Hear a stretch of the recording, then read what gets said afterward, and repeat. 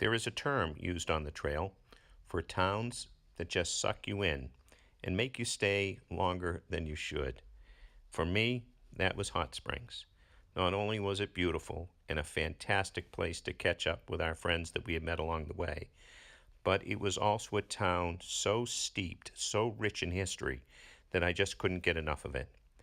This beautiful health resort, built in the 1800s, was converted into a German prisoner camp in World War I.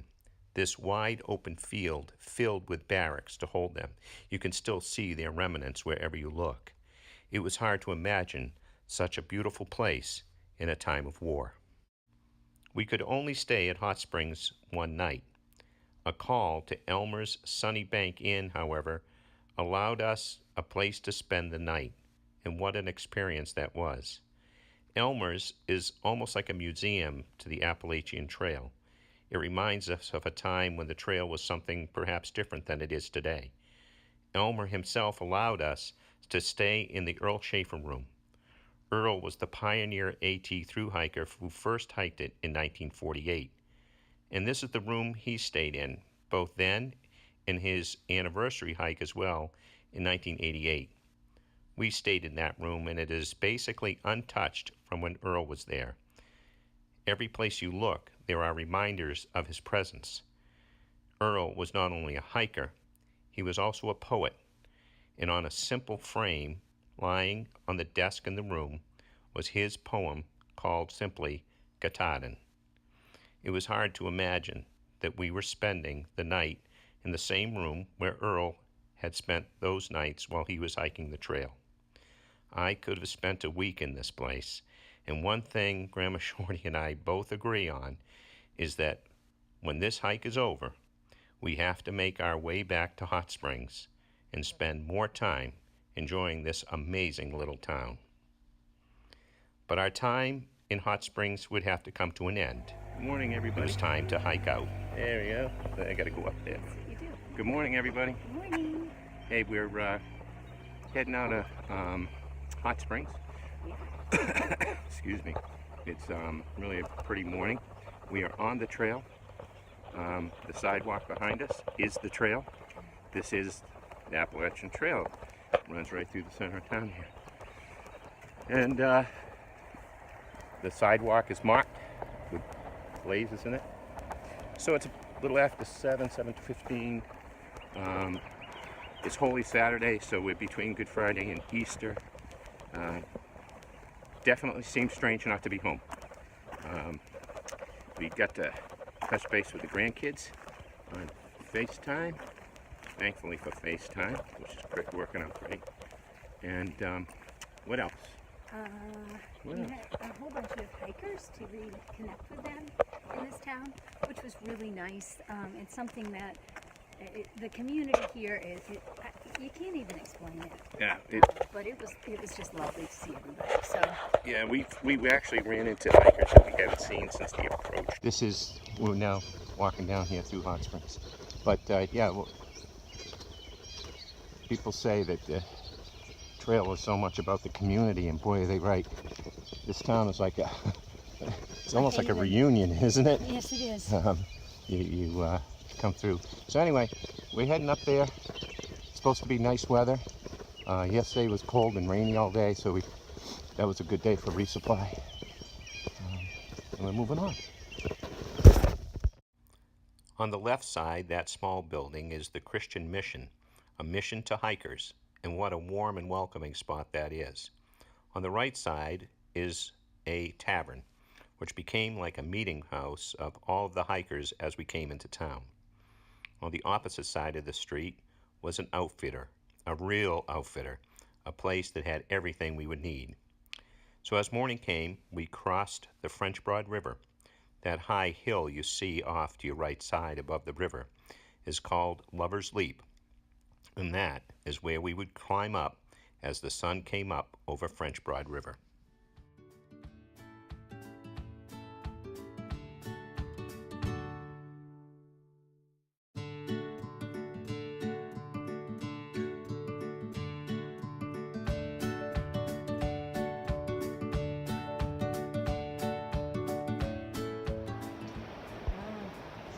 That's looking up this Hot Springs, the resort, right by the bridge, right there. That white building is the hotel we spent that night.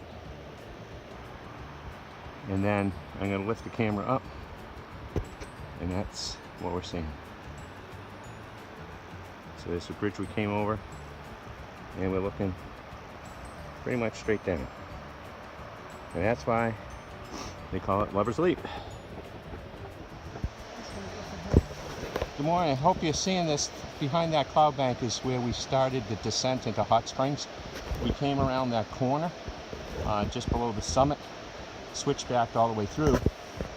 See that red building? That's that elementary school. We were hearing the kids out at recess. And then there's downtown Hot Springs. Then you cross the bridge. This is the French Broad River. You walk beside it. You can see everybody over here for Easter weekend is camping along it. It's a commercial campgrounds related to the Hot Springs Resort. And then you go down and start these switchbacks up Lover's Leap.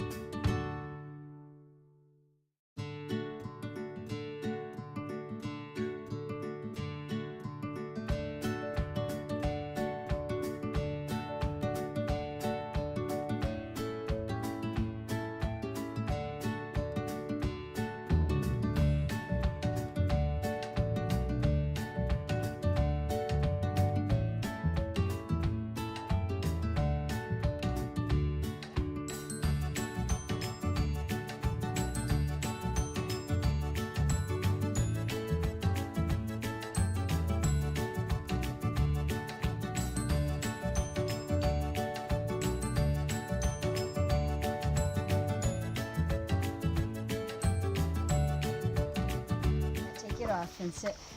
So we're taking a break here. That's a little pond. Because when you hike, sometimes the sweetest magic you can find is a bench. And we call that bench magic. So we're gonna sit and have a snack.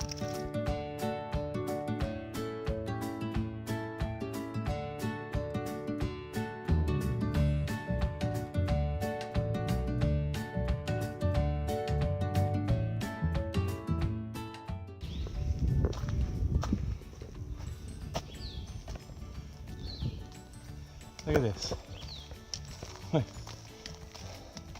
This is so nice to have a variation in a trail. We're climbing ledge this morning on Lover's Leap, the Hot Springs. Then we did, regular trail through the woods and roots and rocks. Then we come out by that mill pond. And now, what do you think? I think it's quite beautiful. It reminds me of, is it the Daniel Webster Trails or something in Marshfield? Yeah. We're walking on a country road. Beautiful. We can all sing now. Walking on a country road. It's country road, take me home. Country road, take me home. Here we go. Yeah, I did. Little Johnny D. To the place I belong. Look at this. It's probably going to be more video than I'll use, but it's awesome. The air is cool, brisk, dry. Kind of keeps you awake, keeps you moving, because if you stop the sweat, you get a little chilly. As long as you're moving, it's perfect. Perfect.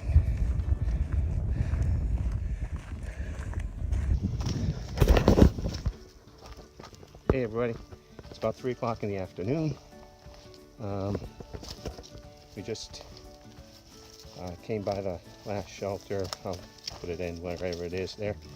And that was 11 miles. We're gonna try to keep going. This is kind of a tricky downhill here, but we'd like to get more mileage because it's a 70-mile jump that we're trying to do. And we need to do it because we don't have enough food to go 7 days. We have enough, what, Grandma? 5 and a half? 5 and 6. 5 and snacks? Yeah. So that kind of puts the pressure on us a little bit to move, find a place to camp for the night. But you can't beat this, can you? There's an old saying on the trail that the trail provides, and on this day it provided for us. It was 5:15 p.m. I'll be honest with you, we were pretty tired. And we were approaching Allen Gap at mile 289.3. The logbook indicated that at 290.8 would be crossing Log Cabin Road. We also noticed that just up the road from that was Hemlock Hollow Inn. We gave them a call, and within minutes they picked us up to a place that promised bunks, tents, hot showers, food, resupply, and cabins. When we got there, we couldn't resist, and so we grabbed a cabin that overlooked a beautiful small river. We spent the night there, and we couldn't have asked for a better way to end a beautiful day. It would allow us to get a good night's rest before we would start the next step of our journey, starting off bright and early on Easter morning.